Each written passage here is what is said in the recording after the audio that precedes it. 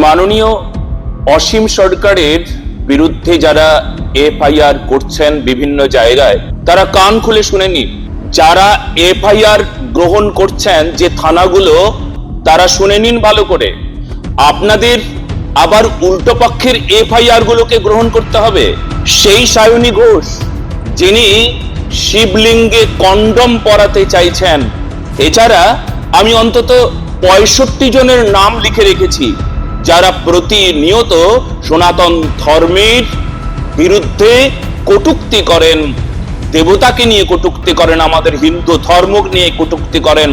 তারা কিন্তু এই 65 জনের মধ্যে আছে, আর তাদের সবার নামে এফআইআর নিতে হবে।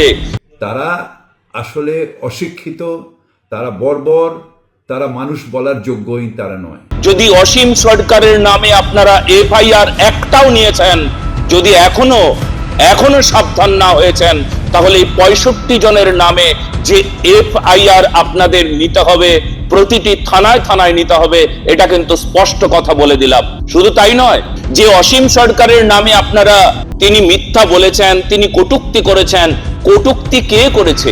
অসীম সরকার না আল কোরআন? তাকে আমি যেখানে পাবো সেখানে আমি হত্যা করে ফেলবো। এটা কার বিধান? এটা আল্লাহর বিধান। আল্লাহ পাক কোরআনে বলছেন, মালউনিনা আইনামা সুকিফু উখিযু ওয়া কুতিলু তাকতিলা। ওই অভিশপ্ত মালাউন যে আল্লাহকে কটূক্তি করে, নবীকে কটূক্তি করে, তাকে তোমরা যেখানেই পাবে, যেথায় পাবে, সেখানে তাদেরকে হত্যা করবে। এটা কার বিধান? এটা আল্লাহর বিধান। যদি অসীম সরকার কটূক্তি করে থাকেন, তবে আপনারা ভুল ভাবছেন। কটূক্তি ওই কোরআন করেছে। যেখানেই পাও মুশরিকদেরকে হত্যা করো। বাংলাদেশে পাও, ইন্ডিয়ায় পাও, মায়ানমারে পাও, আমেরিকায় পাও, ইউরোপে পাও, তাই না? এটা সন্ত্রাসী আয়াত না? হ্যাঁ, এটা সন্ত্রাসী আয়াত না? এটা সন্ত্রাসী আয়াত না? হ্যাঁ, মারাত্মক কথা। এই জন্য তো তর্জমা করতে আগে ডানে বামে পুলিশ দেখতে হয়, ডানে বামে পুলিশ দেখতে হয়। আল্লাহ কি বলছেন রাসূল সাল্লাল্লাহু আলাইহি ওয়াসাল্লামের উপরে সূরা তাওবা নাজিল করে 5 নম্বর আয়াতে কি নির্দেশ দিচ্ছেন শুনেন। হারাম মাসগুলো অতিবাহিত হয়ে গেলে ফাকতুলুল মুশরিকিন, হে রাসূল আপনি আপনার মুমিন বাহিনী, মুমিন সম্প্রদায়কে অর্ডার দিয়ে দেন, তাদেরকে আদেশ দিয়ে দেন, তাদেরকে দায়িত্ব দিয়ে দেন। কি দায়িত্ব? ফাকতুলুল মুশরিকিন, মুশরিকদেরকে হত্যা করো যেখানেই পাও। সূরা তাওবা কেন নাজিল হয়েছিল যদি জিজ্ঞেস করা হয়, তাহলে যারা যারা বলছেন, এমনকি জাকির হোসেন পর্যন্ত বলছেন যে তখন যুদ্ধের প্রেক্ষাপট ছিল, সেই সময় মক্কার মুসলিম আর মুসলিমদের সঙ্গে একটা 4 মাসের চুক্তি ছিল, সেই চুক্তি তারা মানেনি। চুক্তি কি ছিল? তাই বলে যুদ্ধ হবে? কি চুক্তি ছিল? শুনলে অবাক হয়ে যাবেন। চুক্তি এই যে ইসলাম মানতে হবে, কোরআন মানতে হবে, নবীকে মানতে হবে, আর যদি না মানা হয় তাহলেই কিন্তু যুদ্ধ হবে। ভাই প্রশ্ন করলেন আমি কি কোরআনের ওই আয়াতটার ব্যাখ্যা দিতে পারি যেটা বলছে যেখানে ইহুদিদের পাও হত্যা করো। ভাই কোরআনের যে আয়াতটার কথা আপনি উল্লেখ করলেন তা হলো সূরা তাওবা অধ্যায় 9 আয়াত 5, বলছে যেখানেই কাফিরকে পাও তাকে হত্যা করো, সেটা ইহুদি নয়, সেটা হচ্ছে কাফির। এই শব্দটা আছে, এটা ব্যাখ্যা হলো ইসলামের অনেক সমালোচক এই আয়াতগুলো উল্লেখ করে আর বলে কোরআন বলছে যেখানে কাফিরকে পাও অমুসলিম তাকে হত্যা করো, আর কোরআন পড়লে এটা পাবেন। তারা এই আয়াতটার উদ্ধৃতি দেয় প্রসঙ্গ ছাড়া উদ্ধৃতি দেয়। এর প্রসঙ্গটা জানতে প্রথম কয়েকটা আয়াত পড়লে সূরা তাওবা অধ্যায় নম্বর 9, এটা মুসলিম ও মক্কার মুশরিকদের মধ্যে শান্তি চুক্তির কথা বলছে। মক্কার মুশরিকরা যখন এই শান্তি চুক্তিটা ভেঙে ফেলে, তখনই আল্লাহ সুবহানাহু ওয়া তাআলা 5 নম্বর আয়াত নাজিল করেন 4 মাসের মধ্যে সেই চুক্তি নবায়ন করতে তাদের শেষ সুযোগটা দেন, নইলে যুদ্ধ করতে হবে। আর যুদ্ধক্ষেত্রে আল্লাহ সুবহানাহু ওয়া তাআলা বলেন মুসলিমরা ভয় পেও না, যেখানে কাফির পাও তাদেরকে হত্যা করো, এটা যুদ্ধক্ষেত্রে। এখন কোন আর্মি জেনারেল তার সেনাবাহিনীর সাহস বাড়াতে অবশ্যই বলবেন যেখানে শত্রুকে পাবে তাকে হত্যা করো, তিনি বলবেন না শত্রু দেখলে পালিয়ে যাও। যুদ্ধের পরিস্থিতি যদি এইরকম হয় যে দেশ রক্ষা হবে, তখন যুদ্ধের প্রয়োজন আছে। এমন একটা পরিস্থিতি তৈরি হয়, 2 পাক্ষিক যুদ্ধ হবে। এখানে কি আসলে 2 পক্ষের যুদ্ধ ছিল? যুদ্ধ তো 1 পাক্ষিক ছিল। যেখানে আসলে ওটা কেমন যুদ্ধ ছিল? মক্কার মুসলিমদের সঙ্গে মুসলিমদের যে যুদ্ধ 4 মাস সময় দেওয়া হয়েছিল, আসলে এই যুদ্ধ নয়। আরে একপাক্ষিক যুদ্ধ কোনোদিন যুদ্ধ হয়? যে যুদ্ধ বাংলাদেশে হচ্ছে, বাংলাদেশে হয়েছে, বাংলাদেশে হবে। দীপুচন্দ্র দাসের উপর অত্যাচার, এক পক্ষের যুদ্ধ।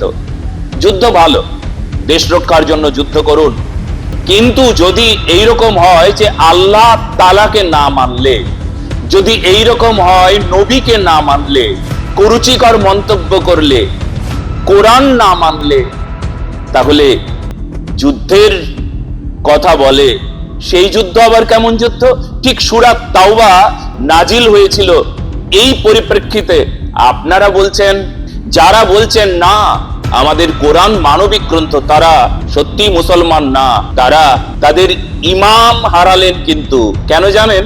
কারণ তারা কোরআন মানলেন না, কোরআনের এই আয়াতকে আপনারা অবিশ্বাস করলেন।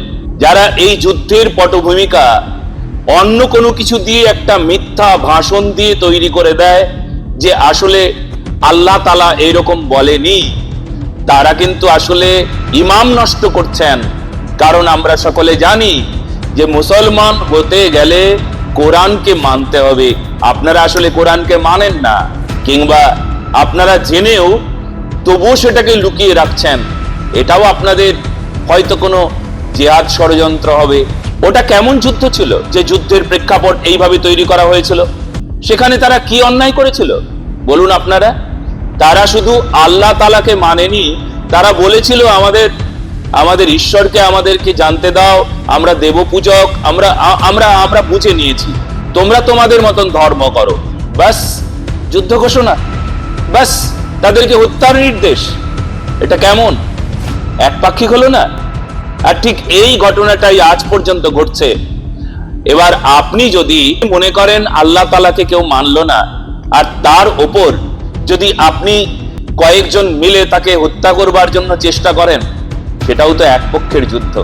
আর সেই দিনও যুদ্ধ হয়নি, যুদ্ধের কথা আসলে বলেনি, আসলে হত্যাকাণ্ড চালিয়েছে। যুদ্ধ অন্য বিষয়, যুদ্ধ তো দেশ রক্ষার জন্য। যুদ্ধ কি? যুদ্ধ মীমাংসার জন্য হয়, যুদ্ধ হবে অরাজকতাকে দূর করবার জন্য। আর সেই দিন যুদ্ধের জন্য যাদেরকে হত্যা করবার কথা বলা হয়েছিল, তাদের দোষ কি ছিল? এটাই আপনাদের সবচাইতে বড় সমস্যা, যে ইসলাম মানলো না, কোরআন মানলো না, নবীকে মানলো না, ব্যাস যুদ্ধ করো। মক্কার মুসলিম আর মুসলিমদের সঙ্গে যে 4 মাসের চুক্তি হয়েছিল, সেই চুক্তি তারা মানেনি। চুক্তি কি হয়েছিল? দেশের কোনো সংবিধান মানেনি, কোনো রাজতন্ত্রের উপর তারা কোনো আঘাত করেছিল, গণতন্ত্রের উপর তারা কোনো আঘাত করেছিল, তারা কোনো অমানবিক কাজ করেছিল? তারা শুধু কেবলমাত্র ইসলাম মানবে না বা ইসলাম মানেনি, সেই জন্য তাদেরকে যেখানে পারো সেখানে মারো, তাদেরকে হত্যা করো, এই প্রকার আদেশ হয়েছিল। যেখানেই পাও মুশরিকদেরকে হত্যা করো। বাংলাদেশে পাও, ইন্ডিয়ায় পাও, মায়ানমারে পাও, আমেরিকায় পাও, ইউরোপে পাও, তাই না? এটা সন্ত্রাসী আয়াত না? হ্যাঁ, এটা সন্ত্রাসী আয়াত না? অসীম বাবু বলে থাকেন, তবে উনি বেশ করেছেন, আরো বলবেন, বারবার বলবেন। এটা বলা উচিত। যাদের স্পর্ধা আছে তারা এমন করেই কথা বলে, যারা সত্য বলতে, যারা সাহসী, সৎসাহসী, তারা বলবেন। আপনারা মুসলিম হয়ে যারা এই আয়াতকে, যারা এখন বলছেন না এটা সম্পূর্ণ, যেমন গত পরশুদিন আমাদের মান্যবর কলকাতার মেয়র ববি হাকিম বললেন, উনি বললেন কোরআন সবসময় মানবিকতার পক্ষে। ওনার মুখে ওইরকম কথা শোভা পায় যে আমরা খুব ভাগ্যবান যে আমরা মুসলমান হয়ে জন্মেছি, যারা মুসলমান হয়ে জন্মালো না তারা দুর্ভাগা, এটা বলতে পারেন উনি? আবার ওনার মুখে এরকম কথা। আমি এনার নামটাও দিয়েছি, 65 জনের যে নাম হয়েছে সেখানে এনার নামটাও আছে, এনাকেও অ্যারেস্ট করতে হবে, এনার উপরে FIR করা হয়েছে। হবে যদি এখন অসীম বাবু তার ওপর যদি আপনারা এরকম অত্যাচার করেন, যদি আপনারা থানায় থানায় FIR করেছেন, তবে শুনে রাখুন, ওই যারা এফআইআর গ্রহণ করছেন তাদেরকে আমি সতর্ক করে দিচ্ছি যে আপনাদের কিন্তু এরপরে আবার এই 65 জনের নামে এফআইআর নিতে হবে।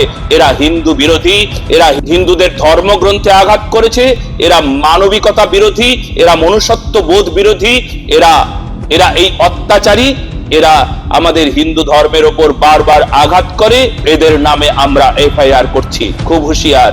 আর এই আয়াতের কথা যদি বলি, যে এই আয়াতের সপক্ষে আরো অনেক কথা এই হাদিসের, এই দেখুন আপনি কাফির বা মুশরিকদের উপর কেমন অত্যাচারের কথা বলেছে শুনুন। সুনান আত তিরমিজি তাহকিককৃত 2108 অনুচ্ছেদ নাম্বার 2, আমি লোকদের বিরুদ্ধে যুদ্ধ করতে আদিষ্ট করেছি যতক্ষণ পর্যন্ত না তারা লা ইলাহা ইল্লাহ বলবে এবং নামাজ আদায় করবে। আনাস ইবনু মালিক হতে বর্ণিত, তিনি বলেন, আল্লাহ বলেছেন, আমি লোকদের বিরুদ্ধে যুদ্ধ করার জন্য আদিষ্ট হয়েছি যতক্ষণ পর্যন্ত না তারা সাক্ষ্য দেবে যে আল্লাহ তাআলা ব্যতীত আর কোনো প্রভু নেই এবং মুহাম্মদ আল্লাহ তাআলার বান্দা ও তার রসূল, এবং আমাদের কিবলামুখী হয়ে নামাজ আদায় করবে, আমাদের জবাইকৃত গোশত মাংস খাবে এবং আমাদের মতো নামাজ আদায় করবে। তারা এইগুলো করলে তাদের জান এবং মালে হস্তক্ষেপ করা আমাদের জন্য হারাম হয়ে যাবে। বিষয়টা বুঝলেন তো?